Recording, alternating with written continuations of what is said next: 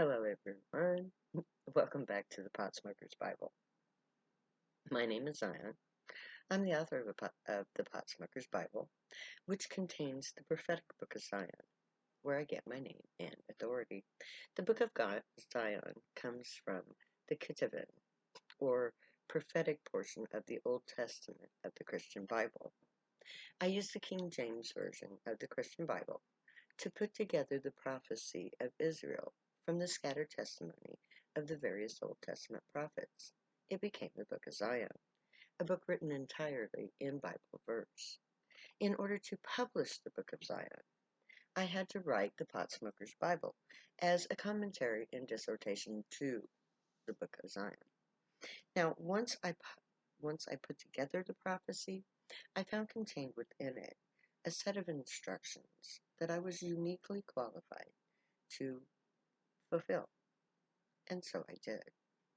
The very last thing on that list of requirements was to publish peace, and everything that I am required to do, I am required to do without the use of money.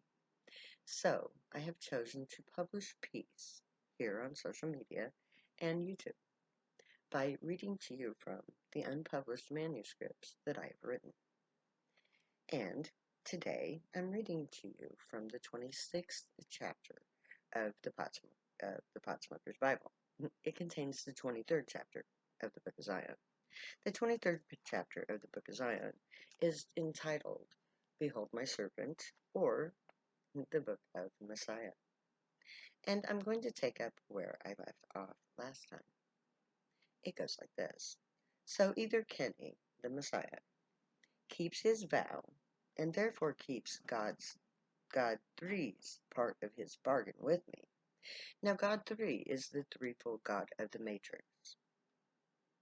It is the binding force of reality.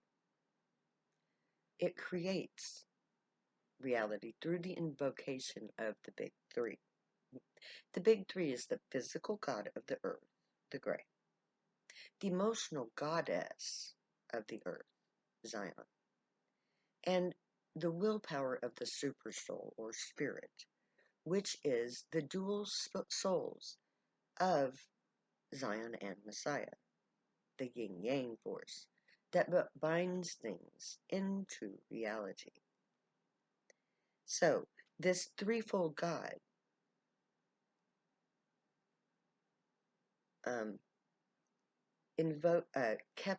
made his vow through Kenny the Messiah. So Kenny has to listen to me endlessly bitch about it as long as he refuses. Because unless I give up on my vow, I have to honor his vow, which is God 3's vow to me, spoken by Kenny's own choice, when the threefold God had proven his existence to me, i.e., at the time of my vow. He made his vow within a month of me making mine, which makes his vow God 3's reply by the actualization of the event. It confirmed my vow's existence by the threefold God, because I asked God, who should I love? God answered me with the prayer, Kenny Baldwin. Within a month of that prayer being answered, I spent the night with Kenny. The physical God was invoked. I asked for physical reality to answer my prayer. Then the goddess, the emotional side of life, the energy of life said yes. Here is the one that we choose for you. And then it was actualized. It was made physical by the event of our last physical night of loving. That night which solidified my vow, invoking the threefold matrix of reality. So, in this verse,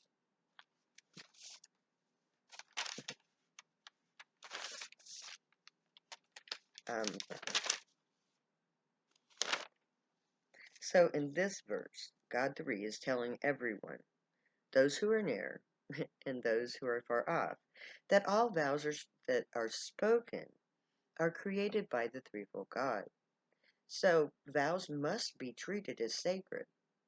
Not all spoken words are sacred or vows, but when a person makes a promise, it is sacred. Trust is sacred, because without trust there can be no just society. Say anything you want, but to make a promise is to make a vow. It must be holy and sacred, a line that can never be crossed. This is the underlying fatal flaw of this society. The sacred trust has been broken. The priest lies to his congregation.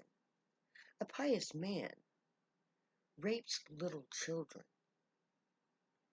and lines his pockets with their parents' wealth. The politician lines his pockets with corporate cash and makes his desktop a graveyard for justice and law. The police line their pocket with the drug dealer's profits, believing everyone to be a criminal until proven innocent. Trust is broken, replaced by greed. So when I see a priest, I can't help but wonder, are the kids safe? When I see a politician, I can't help but see a lying, greedy bastard who takes money from corporations. When I see a cop, I see a white supremacist thief. But what I should see is a trustworthy, wise counselor, a learned and protective guardian, and a dependable friend in times of need. Perhaps I'm prejudiced in my views, but do you see these people as worthy of trust? My point is that we can't truly trust the institutions of this society. The three most usual social functions are spiritual, physical, and social. Our priests, our politicians, and our lawgivers, or law enforcers. But if we can't trust these three ruling bodies, we have no viable society. That is why our society is so fragmented, so violent. We, as individuals, feel we are imperiled by the very people who are paid to protect us.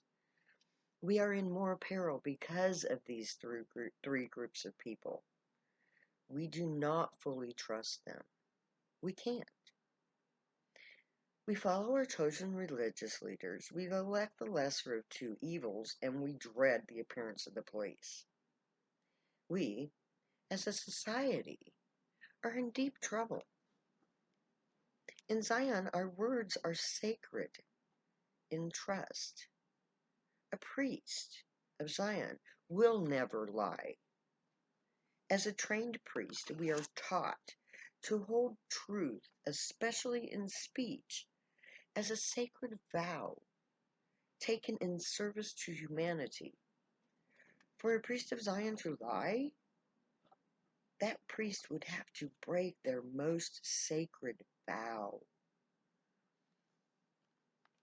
Now, a priest is a telepath, and a telepath's words are transparent words. Words can be spoken, but not meant. A thought is apparent, however.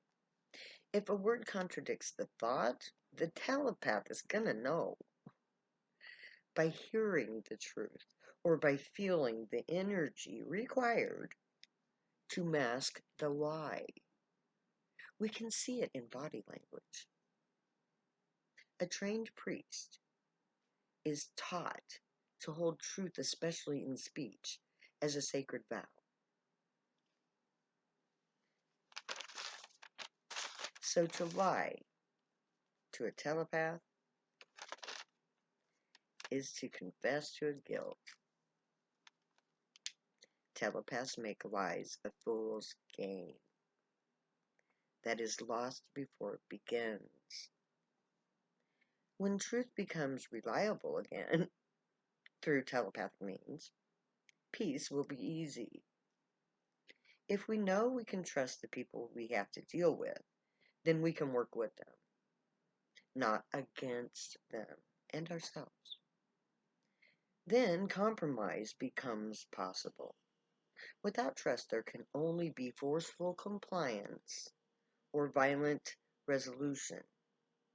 No trust, no peace, no unity. Peace can be achieved. We can unify our concept of all things. We can unify our concept of God. We can follow the example of the Grey in their ancient forms of government, our mythologized religion. We can recreate a police force that becomes a police force that is used to resolve conflict, not to punish lawbreakers. By learning to trust again, we can achieve peace. Now, the last sentence of the verse that we're discussing needs to be noted. The threefold God is talking about Him as of all of Him that is near and far, as well as perhaps my beloved Kenny. So the Grey plan on healing all of us, that is what is meant by Him. We will be healed, not just Kenny. He just opens the way. Not just men. He just opens the way. But we will know true healing. The Grey used their spiritual energy to maintain their health. This energy is used to heal us too.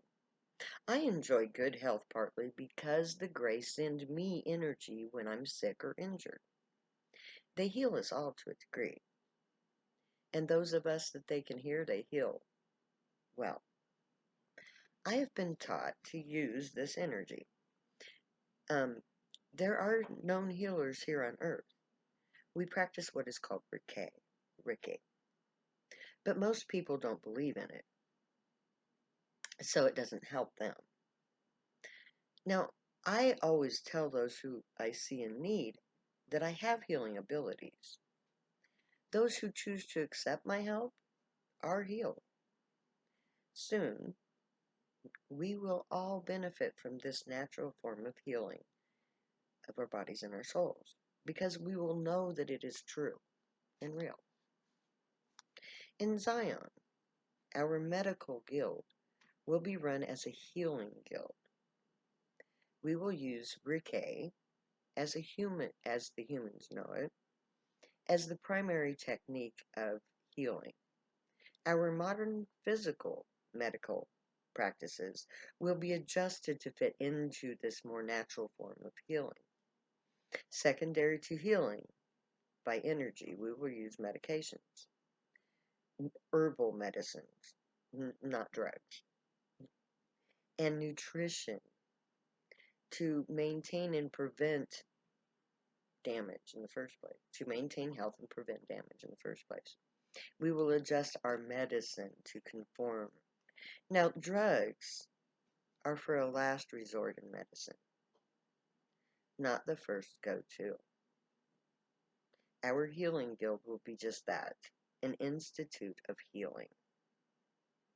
And there I'm going to end for this session. The next time I will take up with Jeremiah 11, 15, and 16. So, until then, may the Grey watch over you, guide you, protect you, and keep you from all harm. May they teach you right from wrong, and may you be worthy of them. May your thoughts, words, and deeds reflect truth, good, and light, the unicorn way.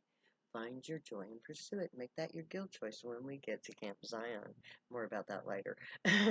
And stay happy and high if you use drugs. You have every right and reason to. Believe me, I know. I wrote 2 books about them. Peace. I love you too much to ever say goodbye, so I'm going to say later now.